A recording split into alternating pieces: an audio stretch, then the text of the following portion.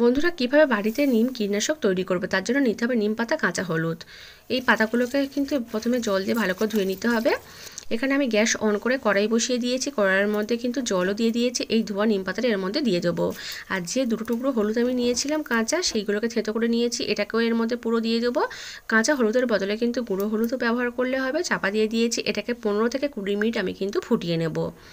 15 minute পরে আমি কিন্তু ঢাকনাটা খুলছি, এটা দেখবো রেডি হয়েছে কিনা। দেখো জলের কালারটা কিন্তু একদম চায়ের লিকারের মতো হয়েছে, তার মানে এটা আমার রেডি হয়ে গেছে।